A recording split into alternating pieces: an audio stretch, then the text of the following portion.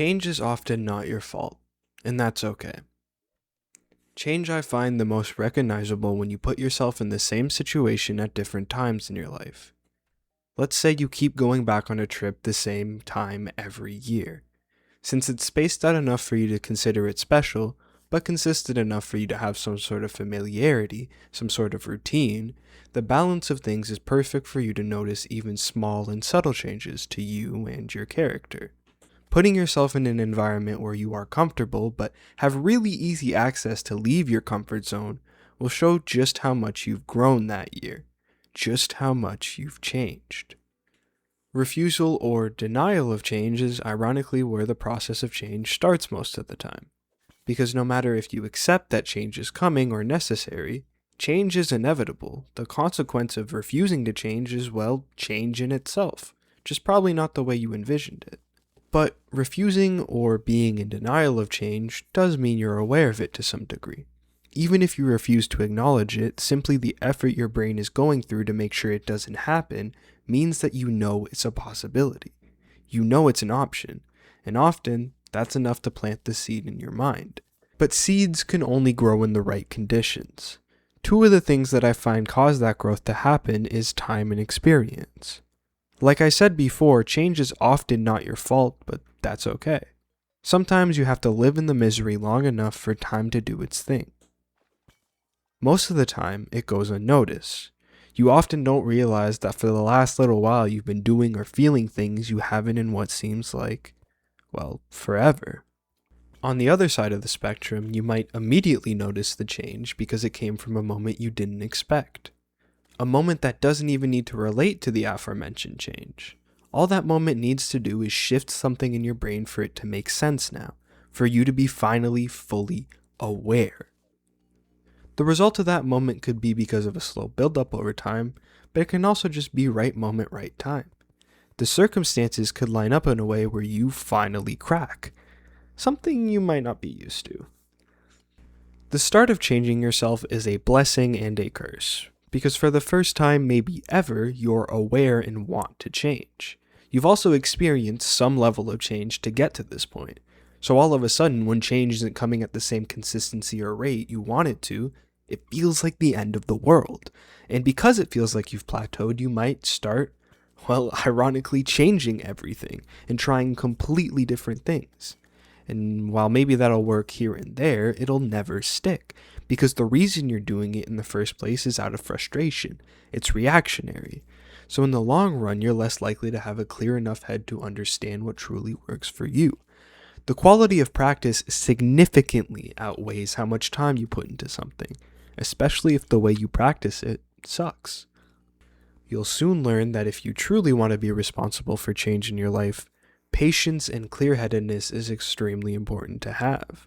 Being able to be inwardly aware of yourself and understand how you work is truly how you change. It's how you break the cycle you feel as though you're stuck in. Change will almost never be a straight line either.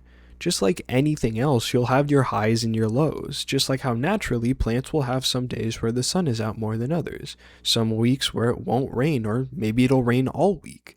But at the end of it all, they still grow. Because, well, plants can't think.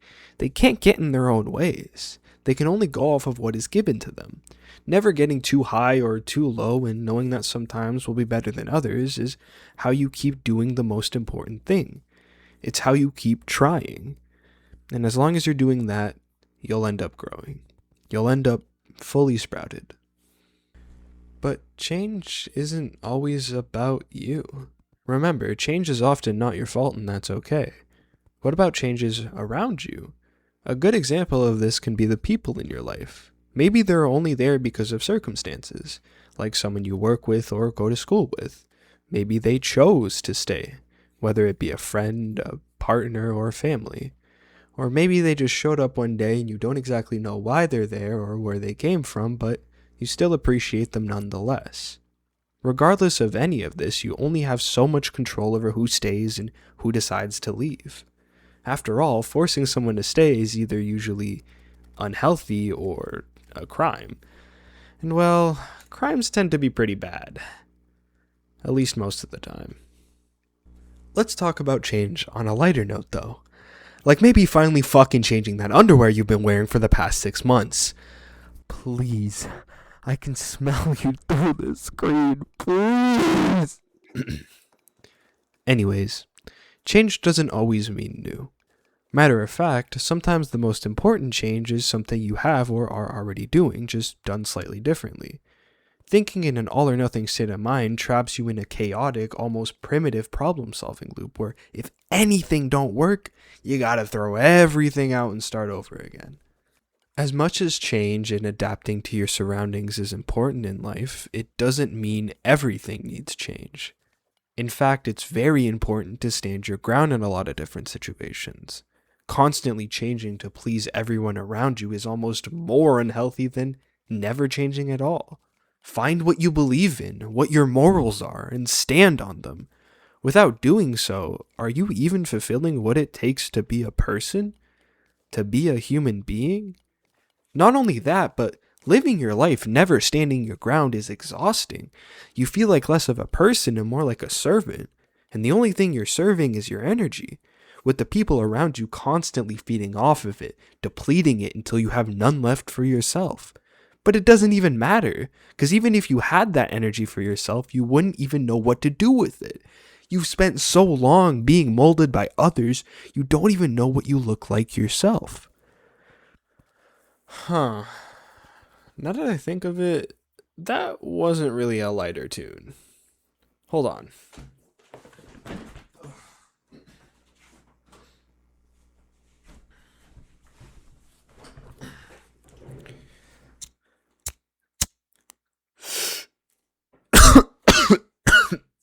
There we go.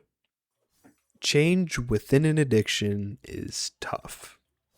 Tough for many reasons.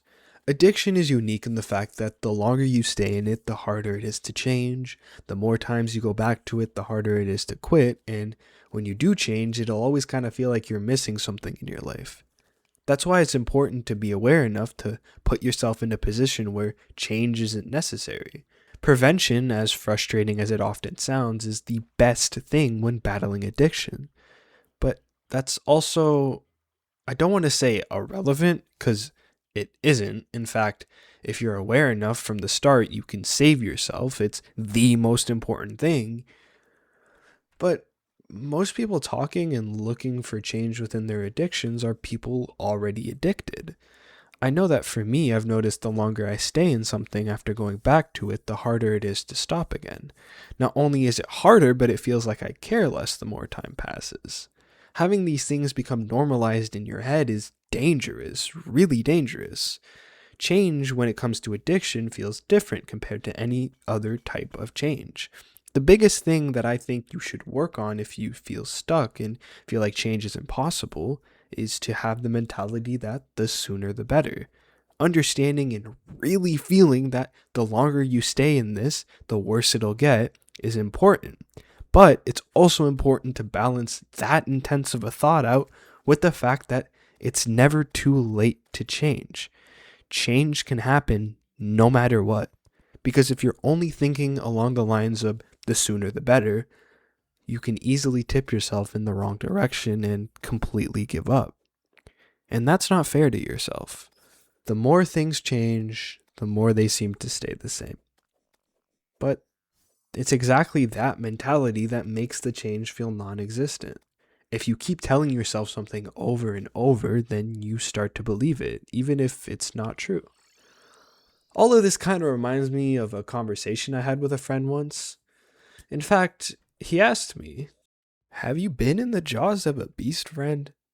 To which I said, "No, of course not, Orville." I said, "No, no, no, no. I simply meant that life can seem like a relentless endeavor to overcome meaningless obstacles, only to meet an equally meaningless fate, regardless of your efforts, regardless of obstacles you passed." And Orville, he stood and proceeded to drape me with a picnic cloth, to which I asked him, I said, "Friend, what are you doing?" He looked at me very concerned, really. "I feel like you've gotten too much, son." Indeed, indeed I had. He proceeded to pour me a glass of just Ice cold lemonade.